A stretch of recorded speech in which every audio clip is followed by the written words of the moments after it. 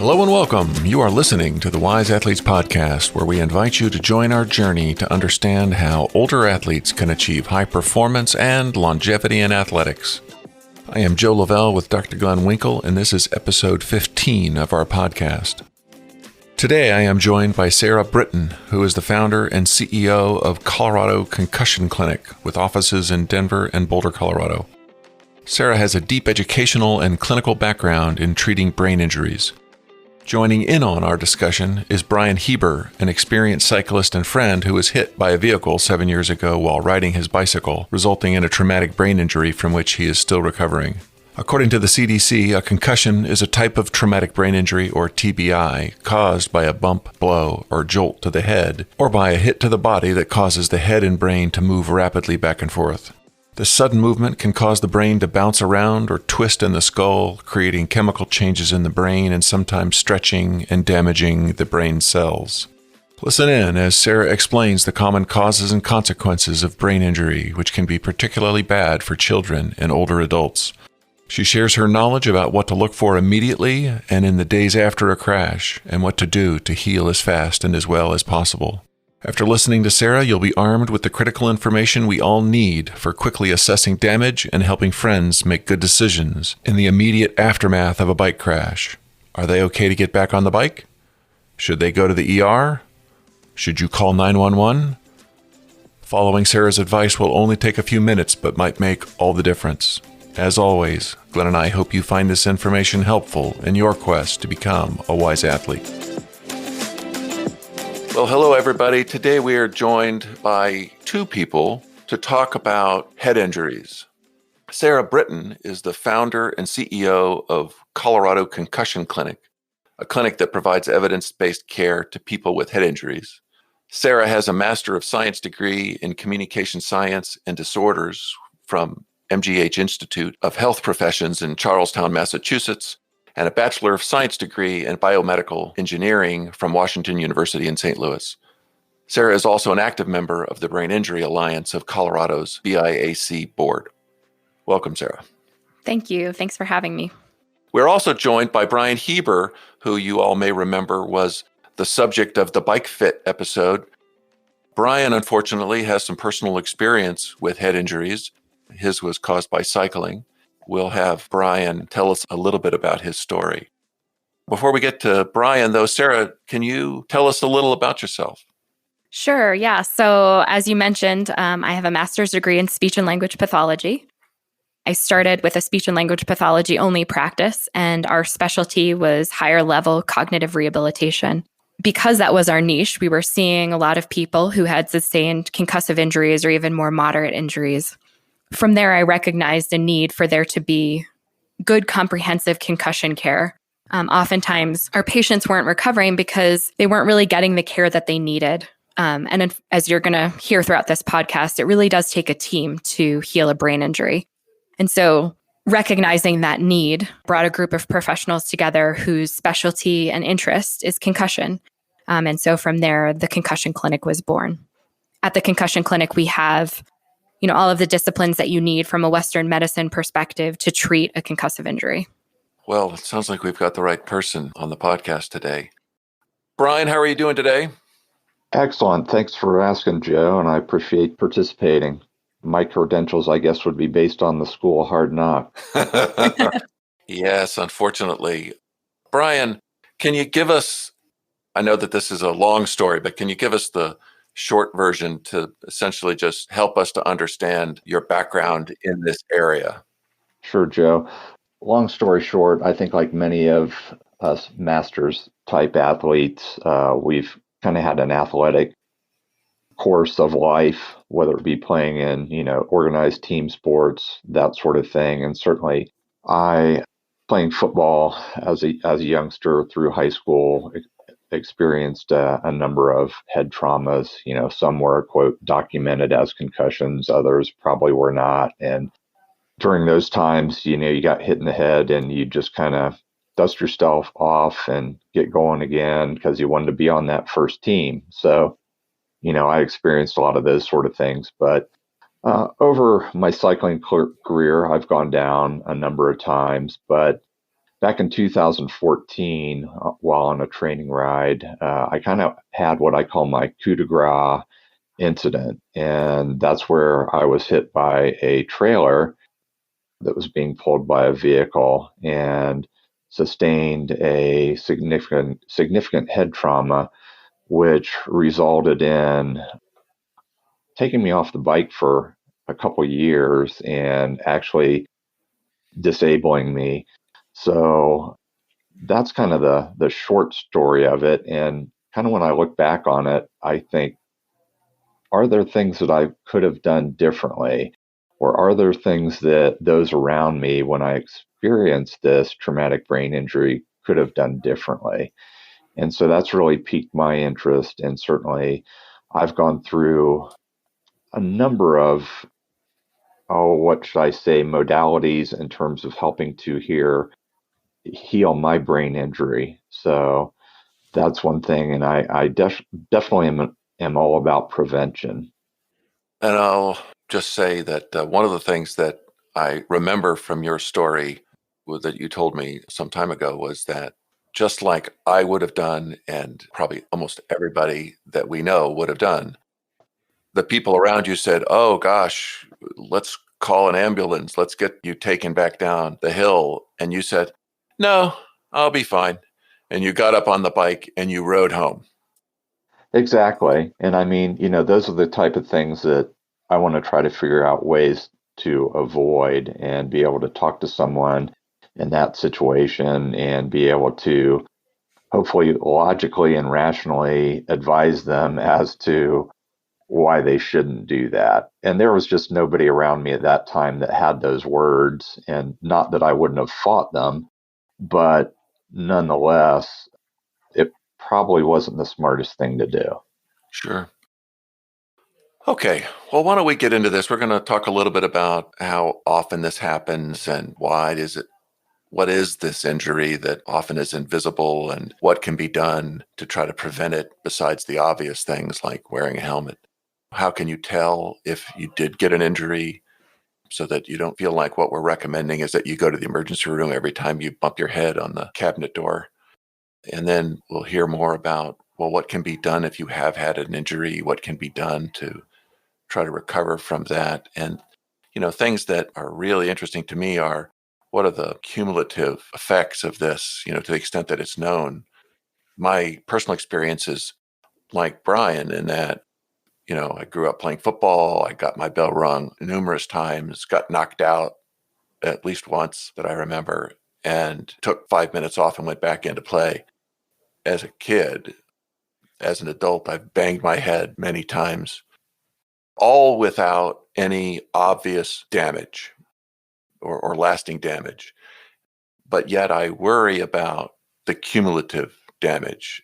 And maybe there is something waiting for me, some consequence that I have to live with as a result of my sins, and what might I do to ward that off or, minimize the effect of that? Anyway, those would be the things that I'd be personally interested in myself. So why don't we get started, Sarah? Great. Can you tell us a little bit about, how often is this happening and that sort of thing? Do we know? So we don't really have good concrete data. Some of the numbers from the CDC in 2014, they report concussions and TBIs as ER admissions, ER visits. And the numbers from 2014 were 2.53 million visits to the ED, of which 812,000 were children. Typically, though, I would say that's a highly underreported number because a lot of people don't end up going to the emergency room, to your point, right? People might hit their head, they might have sustained a concussion, but they don't go to the ER, or the ER doesn't pick it up. Why? Because they're more concerned about the person's physical injuries. And so the brain is the last thing to kind of get looked at unless there was, unfortunately in Brian's case, that major incident. So, we really don't have good data on this. But, to your point, most people that you encounter have had some sort of incident with their brain, whether it be when they were kids or adults. So I would say that those numbers are probably substantially higher. Sure. Well, what causes it? And there's probably different levels of injury, Mm-hmm. but what is causing the brain injury? Yeah, that's a really great question. And I would say that the data right now is pointing to what happens when you have an injury is your axons, which is the cells that are in your brain, stretch. And that causes problems with the ion channels within those cells. And so you have intra and extracellular changes, which then can lead to cell death. So it's a pretty complex mechanism. We're only doing these studies, not we, there are people who are much smarter than I am, are doing these studies in rats and not necessarily humans. But I think that brain injuries are such diffuse injuries, so there's not always a very clear focal injury. And there are 3 levels. So there are mild traumatic brain injuries, which is synonymous with concussion. They're more moderate and they're more severe. I would caution, though, that a mild traumatic brain injury is anything but mild for somebody that has substantial issues. These are life-changing events that affect a number of different systems. And so I think it's kind of a misnomer to say mild traumatic brain injury. But I guess that implies that it could be even worse than that. Correct. Yes, it can.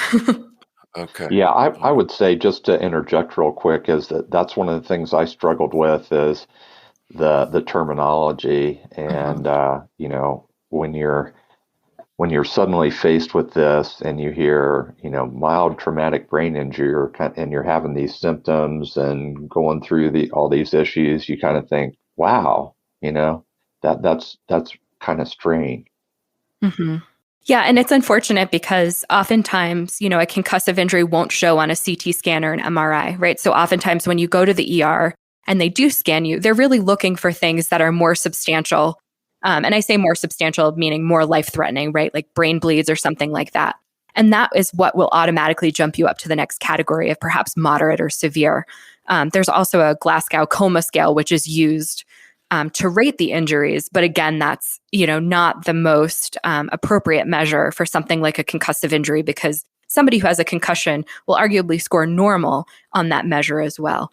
And so I think that's partly why concussions are so misunderstood and also sometimes misdiagnosed as well. I guess the thing that has always been confusing to me is, why does one person get the injury and the next person doesn't get it? Or they did get it, but the symptoms didn't appear, or, because they adapted better. Right. Or, what are your thoughts on that? So that's a really great question. And if I could answer that well, I would be a millionaire. Unfortunately, we don't really know. We have some really good hypotheses, to your point about multiple injuries. I would say that most people, and the data also shows that the more injuries you have, the more likely you are to have a more prolonged recovery.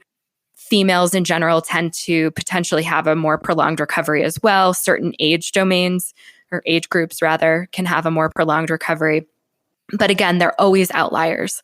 There's also no specific G-force, right? So for example, bike helmets are rated at a certain point when they will break. We can't do this for our brains. There are some interesting studies now that are looking at accelerometers and G-forces and corroborating with video evidence to create bands of probability. So if you sustain, for example, a 4G hit, your probability of getting a head injury is, X% to X%. Those are in the works. They're not even out yet. So there's no good data, and we don't really know why, although we do have some hypotheses. So I would add to that category, for the more prolonged recovery, we talked about multiple head injuries. I would say any previous history of migraine, ADHD, and I'd say those are really the biggest ones. If you have vestibular issues beforehand, so if you're somebody who's prone to be car sick or motion sick, you also have a likely chance of having a more prolonged recovery than somebody who doesn't have that. Does age come into this? Is an older brain more susceptible or take longer to heal than a young adult brain kind of thing? So that's a really great question. So most people think, kids, they'll bounce right back. Kids actually have worse outcomes than adults. So 20 to 40 is the prime time to get a brain injury, because that's the age that they say you have the best recovery patterns. So I would say outside of those ranges, they say it's a bit worse, but we see lots of people in our practice who are within the 20 to 40 who have had substantial head injuries, these mild injuries that are life-changing and have changed the course of their life forever. The audience for our podcast is going to be the older, the 40 plus. Why is being older make you recover less well or less quickly or more susceptible to the problems in the first place? Does anybody know? No, not really. I would say that plasticity over time perhaps decreases, but our brains are remarkable. I think to tell somebody that, because they're over 40 and they've gotten a head injury, they won't recover is just one of the worst things you could probably do. It's such a disservice to the patient because we've seen plenty of people in that age group, especially the athletes who are motivated, get better. Well, so let's talk about, so if you have a brain injury, Mhm. what happens? What happens to you? What are the symptoms that you, Sure. as the victim, what symptoms do you get? Because Yeah. I think that the answer is that you might get nothing right away. Mhm. You could be injured, you feel completely fine. So in the situation like Brian, who gets up, and Brian, we don't know whether you felt like hell, but you just said, I'm fine, or whether you actually felt fine, other than maybe beat up a little bit from having been run over by a horse trailer. Well, having the opportunity to look back and, say, hindsight is 2020, there were definitely signs that I wasn't right. Yeah. And I think the biggest part for me is I didn't feel secure on the bike. I didn't feel like I was making good sound judgments that, like, on a high speed descent or something like that. I mean, I felt like I was, really having trouble with bike control. And the other thing I noticed too, physiologically, was my heart rate. All of a Mhm. sudden my heart rate's all over the place, and I'm not making a big effort or anything, and yet my heart rate is sky high. Mhm. And so there were definitely signs that, now that I look back, that I should have recognized and should have heeded, but Yeah. I didn't. Well, so why don't we, Sarah, get from you, what symptoms might you get right away? I mean, the UCI just came out with a protocol for evaluating pro cyclists who have had a crash. And so there are things that they do immediately, Mhm. balance and asking questions and things like that, Mhm. so that there could be immediate symptoms. But then there's also things that don't show up right away. Mhm. If you could kind of walk us through that. Sure. And I'm going to say too that I think this is a good point to talk about that you don't need to hit your head to have a concussion or a brain injury. And you also don't have to lose consciousness. I would say those are really two really big myths about it. The ACRM, which is the Academy of Rehabilitation Medicine, and I'm forgetting a word, but they define a brain injury. One of the definitions is any altered mental status at the time of the event. So kind of what Brian talked about, right, was just feeling kind of out of it and not feeling secure and not making good decisions. I would say that those are great warning signs that something has happened. And oftentimes, too, those are the biggest indicators that we see from our patients in the clinic that they've had a head injury. So when you have a brain injury, there are four main groups of symptoms. The first is cognitive, the second is sleep, the third is emotional, and the fourth is physical. What shows up immediately is going to be very person dependent. I would say the physical realm encapsulates so many different things, right? You could have headaches, you could have light sensitivity, you could have changes in your vision. So words could be moving on the page when you read. You can have changes in your balance system. So kind of what Brian alluded to as well was not feeling as secure. You can have these impacts to your vestibular system. And your vestibular system is what's responsible for our brains knowing where we are in place and time. So those are the four main categories. I would say that right away, the physical ones are probably going to jump out the most. I think over time, as physical pain goes away, you recognize things like cognitive changes, right? Maybe you're not as apt at or quick to be able to make dinner for your family or complete your job, or your brain just feels tired. You can't get through your day. The sleep piece as well. Sleep can be, you're either really tired and sleep way too much, or you have trouble falling asleep, or you have trouble staying asleep. Kind of any disruption in sleep, I would say, is a good sign as well. And then I guess the last piece that we'll talk about is the emotional side of things. So oftentimes after a brain injury, people's emotions can be on the surface, and they're called they can be what's called emotionally labile. So for example, they might laugh at inappropriate times or cry at inappropriate times or get frustrated more easily. And those are all really common symptoms of brain injury. That being said, by no means do you have to have all of the symptoms for it to be considered a concussive or a brain injury. You can just have some, and that's not uncommon as well. I think the only rule of brain injury is that no two brain injuries are the same. And Sarah, just a comment. I mean, you kind of went through a list of issues, challenges, symptoms, et cetera. And, I was sitting here thinking I could about check all those boxes. Yeah. And it also, for me, there were instant things I noticed, but there were things that through the course of, the early days of my injury and early weeks of my injury, those things could ebb and flow. And, Sure. Things that it just had to be situational for me to notice them. Absolutely. That's a really great point, right? You might have a good night's sleep, and so things might feel better. You might walk into the grocery store and end up in tears because it's just super stimulating and overwhelming, and, it's not a great day. So one of the things too after a brain injury is you no longer have your cognitive reserves. And what I mean by that is when we don't have a brain injury, we devote so much of our brain to thinking. We devote so much of our brain to, the physical side of things. And then we have this tank of reserve. So if you get home after a day of work and your partner says, hey, let's, go out and get dinner. Not right now because of the pandemic, but, bear with my analogy. You're able to do that. When you have a brain injury, those reserves are completely gone. A brain injury is an injury of effort. So everything that you're doing in the day takes so much more energy and mental capacity to get through, including the physical things. So like reading, going for a workout. You brought up, Brian, the kind of autonomic dysfunction that can happen. And I think especially in athletes, it's sometimes a really overlooked piece. And what I mean by autonomic dysfunction is your heart rate doesn't respond appropriately, right? You walk up a flight of stairs and all of a sudden you're at 160 beats per minute and typically you would be at 70. It's your body systems are just kind of all a mess. And so getting treatment for those things can be really, really important and crucial, especially for athletes. And I think it's also, to echo what you were saying, Sarah, about the cognitive reserve,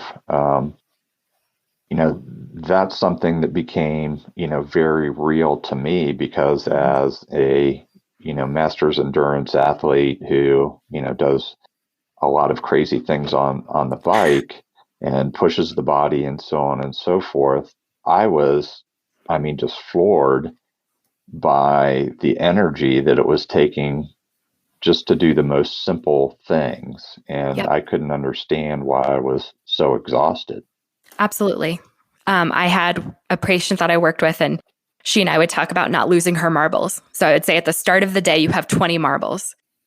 Cooking breakfast might take 1. Doing a work task might take 5. But once your marbles are out for the day, you're done. So you can't lose all your marbles. That's funny. Yeah. But useful. Yeah. And I love that. I wish somebody would have told me that somewhere along the way. Right. Yeah. And so part of our team is our speech and language pathologists like myself. And so in cognitive rehab, that's exactly the types of things that we're doing to help people because it's not always apparent, right? Like you said, problem solving becomes a challenge. And so coming up with these creative tools and strategies to allow yourself to be able to function better is really challenging on your own. And so that's where a good cognitive therapist can help you with those types of things. And that's something that I struggled with. It's hard to shift your brain into thinking that you need to do these things differently now. Totally. And Yep. so, having those reminders of saying, well, I used to be able to do it this way, and I didn't need to write stuff down, or I didn't need to set reminders in my phone or, what have you. And so, having those compensating tools is very important. It is. Yeah. And I think, to your point, it's really challenging, especially for somebody who's such a high performer to, recognize that, hey, I need to do these things that I didn't want to do. And it's very humbling and I think really hard to do that as well. And I tell my patients that this isn't a forever thing. Oftentimes with a brain injury, things that were automatic and easy are no longer automatic and you have to think through everything. And so the goal is by using those tools and strategies, you're kind of retraining your brain for that automaticity again. Well, do we have anything specifically that we could tell people if you're with some people and somebody goes down that they should, before just letting that person just get up back on their bike and head off, is there something they should look for, something they should say to that person? Sure. So I would, just a quick anecdote before this, I would say that in my experience, the people that I've seen that have gotten up immediately after their injury and continued to do the activity have actually had more significant problems in some areas. And so I would caution that if it's not the end of the world to stop your ride and see how you're doing, I would 100% encourage you to do that and probably even get a ride down if there's any sort of question if you've sustained a head injury or not. I would say that the most valuable thing you can do is to know your riding partners. Having a good conversation with them, you'll be able to tell if something's off. I would also ask specific questions, right? I would ask if they're oriented to time, date, place, right? The basic things. Things that in my mind, if they didn't know the answers, I would be calling 911 right away. If they've lost consciousness, I would also say that that's a reasonable time to, be calling 911 and definitely not letting them ride down. A really big red flag is if somebody loses consciousness, comes back, and then loses consciousness again. Oftentimes that signals something even more traumatic going on in the brain, like a brain bleed. And I would say there's no questions, stop what you're doing, call the ambulance, get them out of there. That being said, there are also simple things that you can do, right? Like have the person stand on one foot. How do they feel balance-wise, right? Riding a bike takes a lot of balance. Also a lot of processing, right? You're going pretty quickly. And so having your brain be on is needed. So asking basic questions, have them balance on one foot, have them close their eyes and see how they feel. Do they feel dizzy? Do they feel out of it? Those are really, I would say, the biggest things, but knowing the people that you're with. Yeah. And how would you distinguish between calling 911 and calling the guy's wife to come get him? Yeah. So I would say if there's any loss of consciousness or that loss of consciousness in and out, those are to me 911 events. If they're just feeling a little out of it, I would say that calling the person's partner to have them pick them up and then monitor them is totally reasonable as well. I would say that going to the emergency room to be cleared for a more severe injury is an important thing to do. But like you said, not every small incident is going to be something that requires an emergency room visit. Yeah. Is there a timing that matters here? I understood if you have a brain bleed, then yes. But if it's just a mild concussion, which doesn't mean not important, but just not life-threatening. Yeah. Does time matter? If you wait and get an appointment with your doctor 3 days later, is that a mistake rather than going to the emergency room right away? So I don't think so. And I would say through no fault of their own, emergency room physicians oftentimes might not be up to date with the most current concussion literature because it's changing all the time. So most people think, I've had a concussive injury. I don't want them to sleep that night. Rest is best. I'm going to sit in a dark room for a week. And the reality is we know that that's no longer true to get the best outcomes for the person. So I think following up with your physician, in 3 days is totally reasonable to do. I would caution you from going into a dark room and sitting and thinking that will be a good thing to do. There's actually been some really interesting studies out of SUNY Buffalo where they take athletes within 96 or even 72 hours after their injury and get them on a treadmill. I'm not saying go work out within 48 hours. I am saying that it's reasonable to do some sort of physical exercise and cognitive exercise as long as it doesn't worsen your symptoms.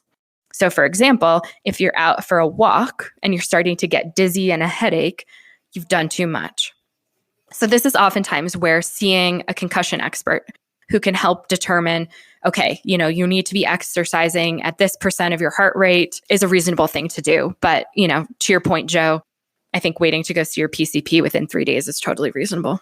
Okay, great. Let's talk a little bit about what we can do to prevent it, if anything, other than the obvious things like, wear a helmet, try not to crash. I mean, we're not here recommending that people don't ride a bicycle. Correct. We're just saying, look, you should wear a helmet. And if you can learn how to handle your bike well and ride with people that are also good at handling their bike to minimize the crashes, being careful what sorts of streets maybe you are riding on so that, we don't have conflicts with heavy, fast-moving automobiles. But is there anything else? Exercises for the brain, having a stronger neck, or, is there anything? Yeah. So I love that question. There was a study done with a professional football team where they did preseason vision therapy. So vision therapy is one of the modalities that is used to treat concussions if you have visual changes or ocular motor changes. And it was shown that doing preseason vision therapy reduced the number of concussions. It's a small study, but I think it makes sense. And I would also take that as a word of caution, right? They're football players, so perhaps increasing your peripheral vision, you reduce the number of collisions that you have where you don't see what's coming. That being said, I think being a healthy person is honestly the best thing that you can do. Having a good diet, exercising regularly, just all of the things that you would do in general for good brain health. Unfortunately, there's no easy way to prevent concussions. Is there anything that people should do, or it could help if they did it? Maybe we're not 100% certain. Like I've heard of people getting scans before they have concussions, and then they can get a scan after they've had an injury to see if something has changed. Is there any of those kinds of things that make sense? So those things provide really pretty pictures. Unfortunately, we don't know enough about the brain to say, okay, well, this area was injured, so we're going to do this therapy. Having those images wouldn't change the way that we treat the person. I think data can be a good thing. So some baseline testing is, very reasonable. But again, it's not perfection. Is it better than nothing? Sure. But as an adult, you can also report, I feel normal, I don't feel normal, this is going on. So I have mixed emotions. I myself don't have any baseline testing. I'm a super active person. It's not something that I would see as imperative to treatment and recovery. Would you say that if somebody has a head injury, that if they are being honest with themselves and they know the list of symptoms, that they would be able to tell that they've got it? Or could it be so subtle that, or maybe even that the injury keeps them from being able to recognize that they have an injury? Yeah. So I would say that most people probably have insight and awareness to it. I would say when you have a more severe brain injury, that's when you have issues with the insight and awareness. I would say that most people can probably recognize a concussion within themselves. If it is so mild that they're not recognizing anything, they're likely in the group that they'll recover without issue, within 10 days. So yeah, I think, being a critical human and asking too, your friends, your riding friends, your partner, have you noticed any changes in me? That's also a really great question, because oftentimes those people might have some insight that you don't. Yeah, that sounds smart. So in your practice, what are the most common ways that you've seen that people end up with some head injury? I guess there's cycling, but what else? Slipping on ice, car accidents. Yeah. What do you see? Yeah. So actually, that's a great question, right? Because everybody always thinks, oh, we see only athletes. And the reality is most concussive injuries are sustained by slip and falls, then motor vehicle crashes, then all the other things. So, we've seen the whole gamut, right? We've seen people that have fallen on ice. We see people that are in motor vehicle crashes. We've seen bike crashes. We've seen other just random incidences of, things happening. I treated a woman who had an air conditioning unit fall on her head when she was walking down the street. This was when I was working in Boston. Right. So, I would say slip and falls and motor vehicle crashes and then recreational activities. Okay. Well, maybe you can give us just the high points of what is done to help somebody. Now, Sure. They've got a brain injury. The brain has been stretched, and there's leaking, and so it's doing its healing thing. But what are you advising or helping the person to do so that they either get out of the way and let the brain do its thing, or perhaps actually help the brain to heal itself? Mm-hmm. Yeah, so I would say anybody that has symptoms after 10 days, it's worth following up with a concussion person, somebody whose specialty is treating concussion.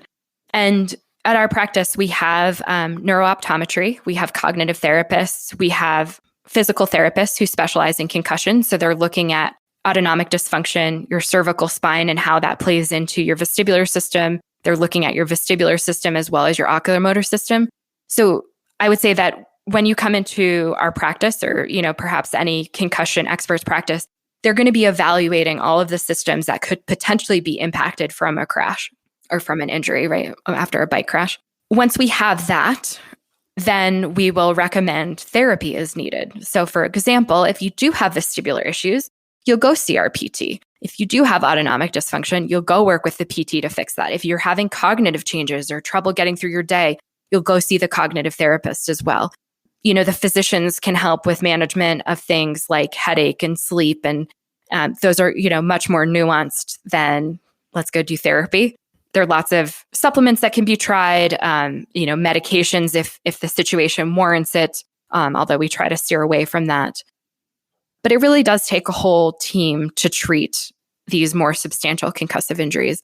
I would say in our experience, when you are kind of a higher level athlete, it's oftentimes physical therapy that is your biggest bang for your buck, so to speak, because there are often subtle changes in your vestibular and ocular motor systems. And so working with a concussion physical therapist is a really, really helpful thing. So Sarah, I have a follow-up question on kind of what you went through right there is, in my personal case, I'm 6-7 years out. And, so some of my wonderment sometimes is, are there still things that can be done to help me, or am I too far out of the initial injury, if you will, to benefit from anything that your practice would have to offer? Yeah, it's honestly, Brian, never too late. We actually saw a gentleman who was 5 or 6 years post a moderate brain injury from a bike crash. He was unable to work. He came to us, he did some treatment. He was able to go back to work in some capacity. He wasn't working at what he was doing previously, but he was able to re-enter the workforce. And as you can imagine, right, just the benefits of that are massive, even on somebody's mental health. But even from the physical perspective, right, if there are still nuances or changes in the ocular motor or vestibular system or the cognitive system, those things can all still be addressed. It's honestly never too late. Our brains are really amazing. Great. That's good to hear. Yeah. Getting back to the treatment thing, I mean, is there some general rules of thumb? I've heard things over the years like, oh, you want to make sure you get sleep. And I guess this is really for the person who maybe is thinking, maybe I did get some kind of damage. What could they just do in this week time frame to 10 days, I guess you mentioned, where they're trying to recover? What should they focus on to try to help them to get over it? Is it, sleeping? It's not exercising too hard, but you've said do some exercise as long as it doesn't make the symptoms worse. Maybe managing their stress. What would you say to them? Yeah, I mean, all of the things that you just mentioned, Joe, honestly, getting out and going for a walk, even if it's 20 minutes a day, or if you're able to tolerate more than that, that's great. If you can go, I would encourage you to not put yourself in a position where you could get another injury. Consequences of that for adults are less than they are for kids, but they're not nothing. So, I would perhaps caution getting back on your bike if you're feeling a little funny, but doing things like walking or maybe like even a light jog. Or an indoor trainer. Oh, absolutely. Exactly. Yeah. Maybe with like pads on either side, just in case. No, that sounds like a great idea. Sleep is really important. So making sure that you're getting, if you're an 8-hour sleeper before, you might need 10 hours now, making sure that you're eating adequately. I think that's really important as well. And yeah, getting some sort of return to normalcy as you're able to tolerate it. I also think that there's no problem with coming in earlier than that 10-day mark.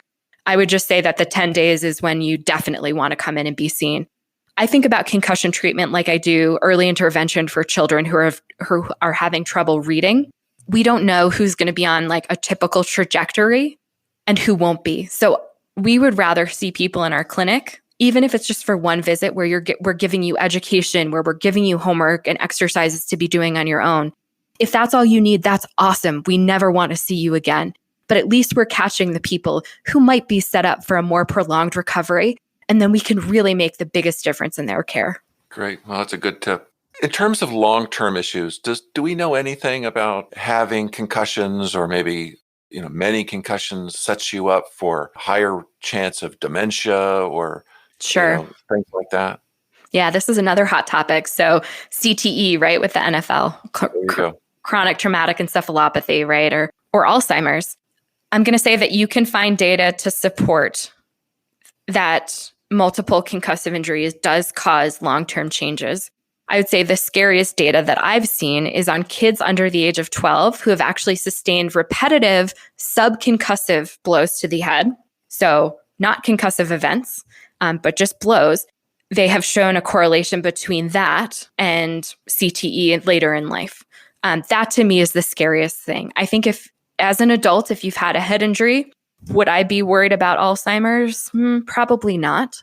Especially, you guys are all athletes and are in pretty great shape and obviously care for your bodies and your minds. But when you're talking multiple head injuries, is there a risk? Sure. The data is honestly kind of inconclusive there. Okay, but perhaps it's worth considering that there's more than just having to be off the bike for a week if you hit your head. It might be adding up to a bigger, more permanent problem in the future. Right. I mean, I would say if you're up in the 5 to 10 range of concussions, you might perhaps try swimming or a different sport. Right. That kind of piques my interest because I'm definitely into the double digits. Yeah. Yeah. We definitely can have a conversation offline, Brian. I'm happy to share with you what I know and see if we can help. So I know that we're short of time here. I just wanted to ask one last thing, and that was, I know that there's lots of myths and bad information out there, and you've mentioned some of them already. Is there anything else that you just think they should know? Yeah. So just to hammer home what I've mentioned kind of throughout the podcast. So you don't have to hit your head, right? You can have a whiplash kind of injury. So let's say that you get really jolted on your side and your brain just kind of goes back and forth without hitting the ground. That can cause an injury. If you think about a tomato in a mason jar, if I shake the jar, the tomato is going to be damaged, but the jar will be fine. You do not have to lose consciousness to sustain a concussion or a head injury. Another big misconception. Rest is not best. So I think, within 24 to 48 hours, getting the sleep you need is totally reasonable. But after that, you don't want to be sitting in a dark room. And I think the other piece of it is that there's nothing you can do, right? That you'll be fine in 10 days or whatever it is. But the reality is there is a lot of treatment that you can proactively be doing to heal your brain. All right. Yeah. Hopefully this is information that people will listen to and take action on. I know that I will. Sarah, thank you so much for your time. Brian, thanks for joining me again. Absolutely, Joe. You're welcome. Happy to be a resource if needed. Yeah, absolutely. This is great information, and I think is a good primer for the wise athlete to have this type of information. I'll wrap up here. Thanks very much. Thank you so much for listening in to our discussion with Sarah Brittain. Check out our show notes to find contact info for Sarah and the Colorado Concussion Clinic. If you head over to wiseathletes.com, you can send us a question to address on the podcast, see all of our episodes, subscribe to our podcast, and you can sign up for our newsletter. If you are on social media and enjoyed this episode, please post about it. That would be a great help. Thanks again.